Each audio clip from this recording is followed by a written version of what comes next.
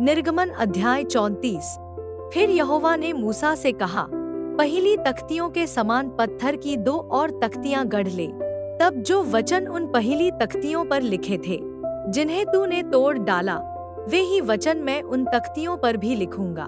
और बिहान को तैयार रहना, और भोर को सीनै पर्वत पर चढ़कर उसकी चोटी पर मेरे सामने खड़ा होना। और तेरे संग कोई न चढ़ पाए, वरन पर्वत भर पर कोई मनुष्य कहीं दिखाई न दे, और न भेड़ बकरी और गाय बैल भी पर्वत के आगे चढ़ते पाएं। तब मूसा ने पहली तख्तियों के समान 2 और तख्तियां गढ़ी, और बिहान को सवेरे उठकर अपने हाथ में पत्थर की वे दोनों तख्तियां लेकर यहोवा की आज्ञा के अनुसार पर्वत पर चढ़ गया। तब यहोवा ने बादल में उतर के उसके संग वहां खड़ा होकर यहोवा नाम का प्रचार किया। और यहोवा उसके सामने होकर यो प्रचार करता हुआ चला कि यहोवा, यहोवा ईश्वर दयालु और अनुग्रहकारी, कोप करने में धीरजवंत और अति करुणामय और सत्य, हजारों पीढ़ियों तक निरंतर करुणा करने वाला, अधर्म और अपराध और पाप का क्षमा करने वाला है। परंतु दोषी को वह किसी प्रकार निर्दोष न ठहराएगा। वह पितरों के अधर्म का दंड उनके बेटों वरन पोतों और परपोतों को भी देने वाला है। तब मूसा ने फुर्ती कर पृथ्वी की ओर झुककर दंडवत की, और उसने कहा, हे प्रभु, यदि तेरे अनुग्रह की दृष्टि मुझ पर हो तो प्रभु, हम लोगों के बीच में होकर चले।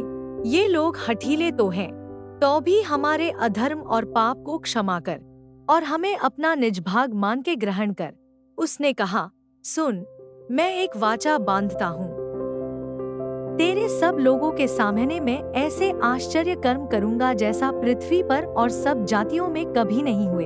और वे सारे लोग जिनके बीच तू रहता है यहोवा के कार्य को देखेंगे, क्योंकि जो मैं तुम लोगों से करने पर हूँ वह भय योग्य काम है। जो आज्ञा मैं आज तुम्हें देता हूँ उसे तुम लोग मानना। देखो, मैं तुम्हारे आगे से एमोरी, कनानी, हित्ती, परिज्जी, हिब्बी और यबूसी लोगों को निकालता हूँ। इसलिए सावधान रहना कि जिस देश में तू जाने वाला है उसके निवासियों से वाचा न बांधना, कहीं ऐसा न हो कि वह तेरे लिए फंदा ठहरे, वरन उनकी वेदियों को गिरा देना, उनकी लाठों को तोड़ डालना और उनकी अशेरा नाम मूर्तियों को काट डालना, क्योंकि तुम्हें किसी दूसरे को ईश्वर करके दंडवत करने की आज्ञा नहीं। क्योंकि यहोवा जिसका नाम जल नशील है वह जल उठने वाला ईश्वर है ही।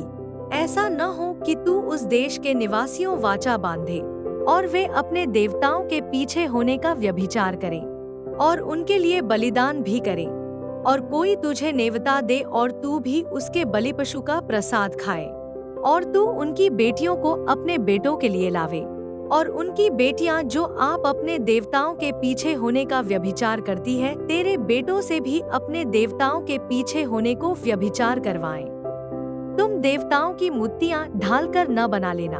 अख़मीरी रोटी का पर्व मानना, उसमें मेरी आज्ञा के अनुसार आबीब महीने के नियत समय पर 7 दिन तक अख़मीरी रोटी खाया करना, क्योंकि तू मिस्र से आबीब महीने में निकल आया। हर एक पहिलौठा मेरा है, और क्या बछड़ा, क्या मेमना, तेरे पशुओं में से जो नर पहिलौठे हों वे सब मेरे ही हैं। और गधी के पहिलौठे की संति मेमना देकर उसको छुड़ाना। यदि तू उसे छुड़ाना न चाहे तो उसकी गर्दन तोड़ देना, परंतु अपने सब पहिलौठे बेटों को बदला देकर छुड़ाना।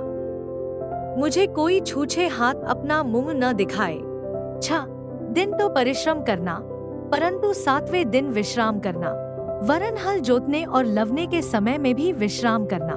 और तू अठवारों का पर्व मानना जो पहले लवे हुए गेहूं का पर्व कहलाता है, और वर्ष के अंत में बटोरन का भी पर्व मानना। वर्ष में 3 बार तेरे सब पुरुष इस्राएल के परमेश्वर प्रभु यहोवा को अपने मुंह दिखाएं। मैं तो अन्य जातियों को तेरे आगे से निकालकर तेरे सिवानों को बढ़ाऊंगा। और जब तू अपने परमेश्वर यहोवा को अपना मुंह दिखाने के लिए वर्ष में 3 बार आया करे, तब कोई तेरी भूमि का लालच न करेगा। मेरे बलिदान के लोहों को खमीर सहित न चढ़ाना, और न फसह के पर्व के बलिदान में से कुछ बिहान तक रहने देना।